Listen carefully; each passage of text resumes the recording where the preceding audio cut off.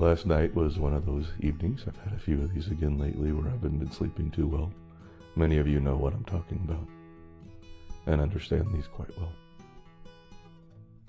I was having a combination of, pain here and there, but not even as much of that, more the thought of it and the fear of it and just a overall sense of malaise and depression has hit me over the last week or so.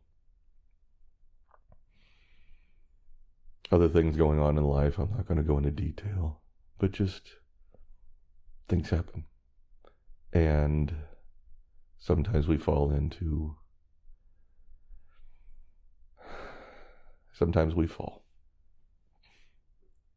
it's okay. I've been there before. I'll be there again. And I find my way out of it. But as we all know, in the darkness of night, things look dark. Last night I wasn't sleeping.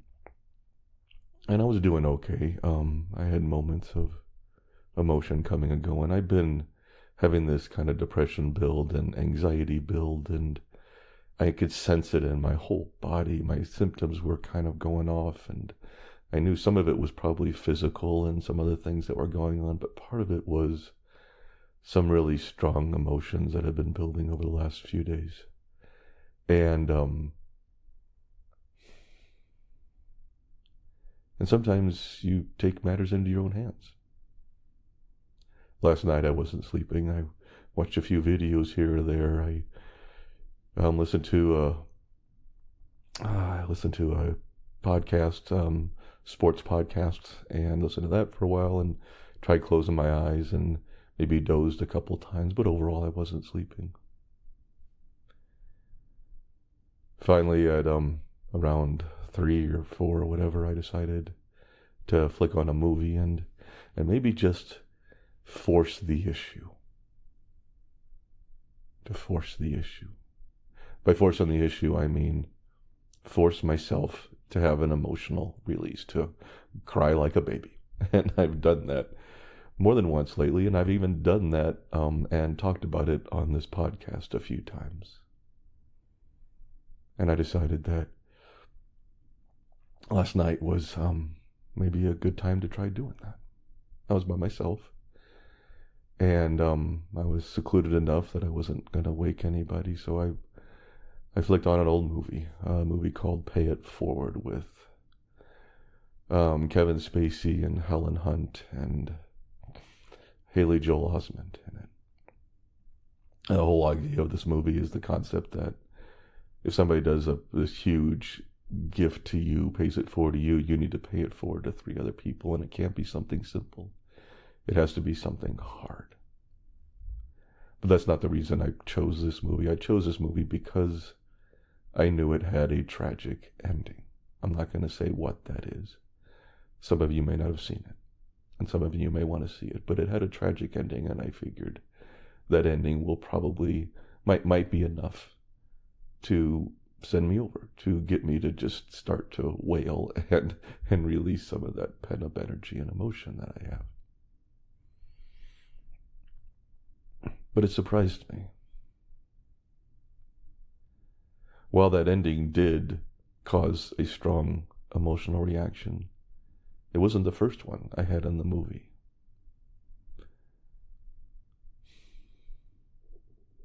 And there were a couple times in here and that it happened. And the first one that just sent me over, because, with emotional releases, I don't know about you all, I can't make them happen.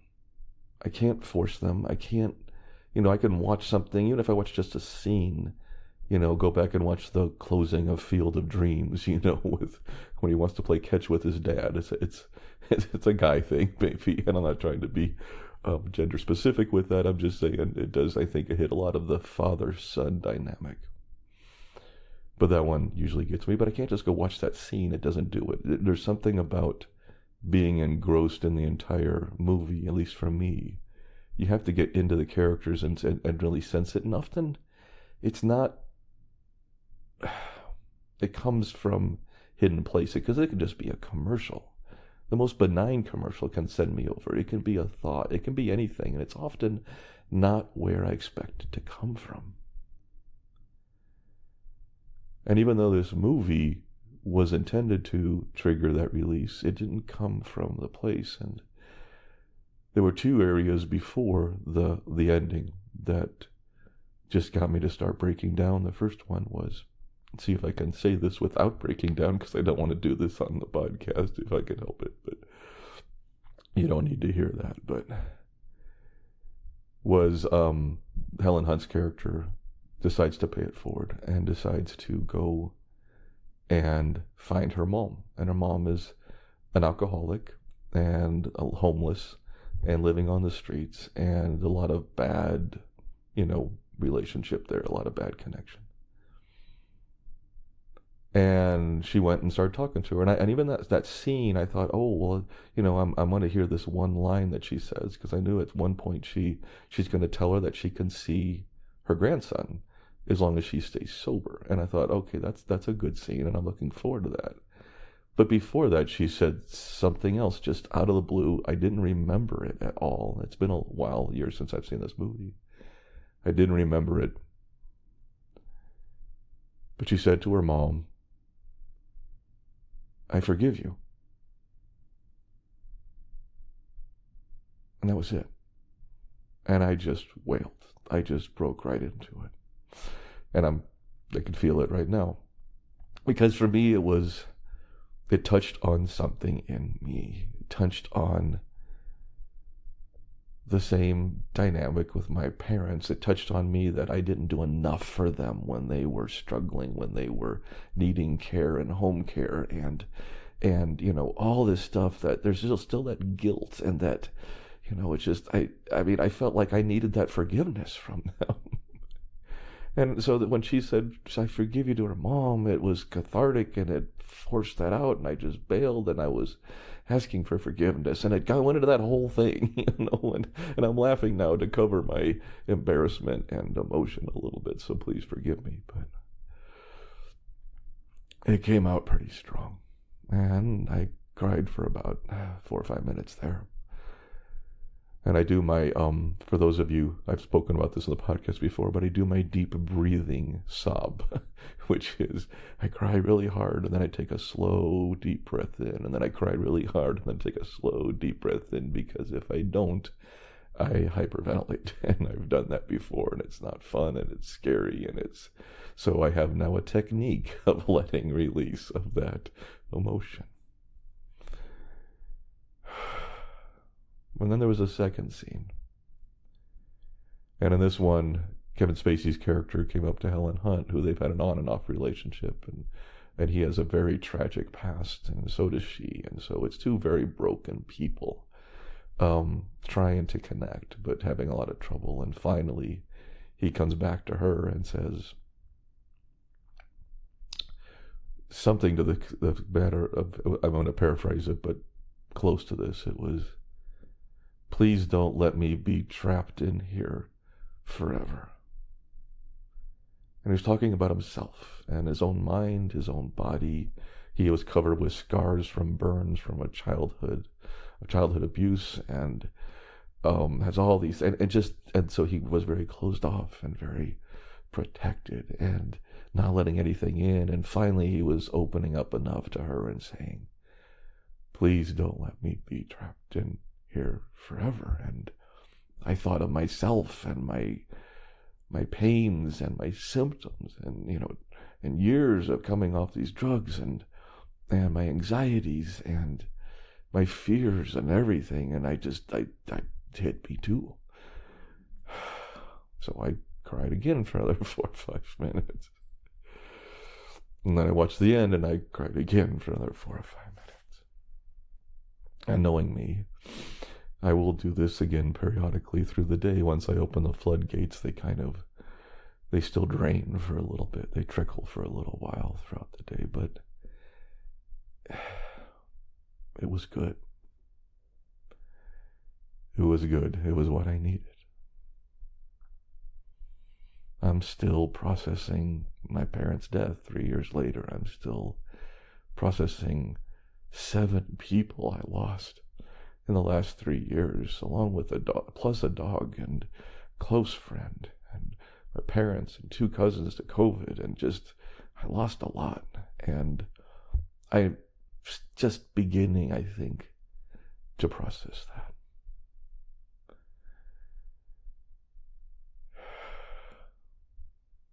And while I can't force it, sometimes I can set up the scenario for it to happen if I feel I need to. And I did that this morning, and it was good, and it was cathartic, and it's what I think I needed, and damn it, I'm going to keep doing it. I'm going to keep letting that out today. Because usually, maybe hours, even a day later, my symptoms, and especially my emotions, sometimes ease a little bit. Because that had been building, and that had been triggering me, and that had been setting me off.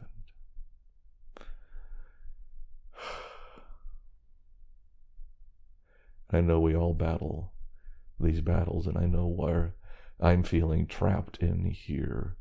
I know many of you are feeling trapped inside this broken body of ours.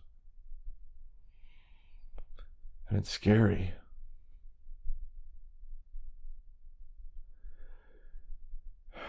And it's frustrating, and it's tiring. It's exhausting.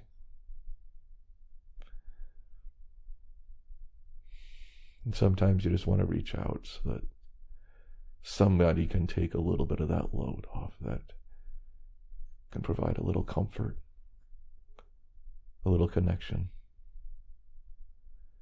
And if sharing what you go through with me, sharing what you go through with like people on Uneven, on our community, if sharing what you're going through is what you need, then yes, you need to be able to let that out. You need to be able to express that.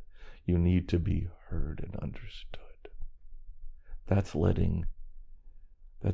not being trapped. That's allowing some people in to share that burden. I know not everybody has that close to them, but you can find that in support communities like ours and other places, and well, some places, and ours you can share that. And we welcome that because we know how important that is for us to share what we're going through, what we're struggling with.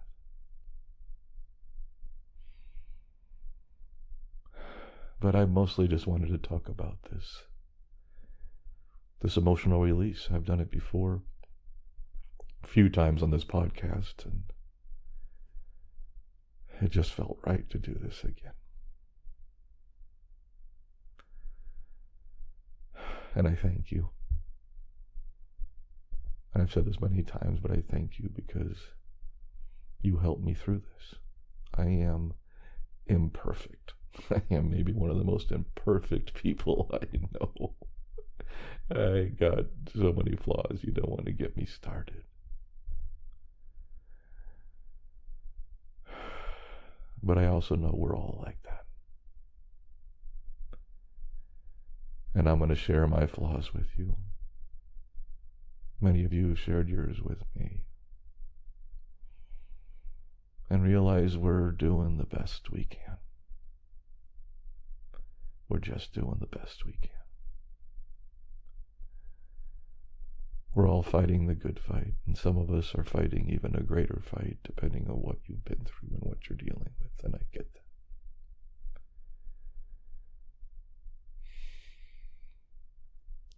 But it makes it a little bit easier when you have somebody, whether it be in your bed, in your family, online, wherever it is, when you have somebody to share part of that burden with. I have my wife, I have extended family, and I have you all, and I appreciate that more than you know. And that's all I wanted to say this morning. It is now 6:14 a.m. on a Sunday morning, and we'll see where the day takes us. I wish you well.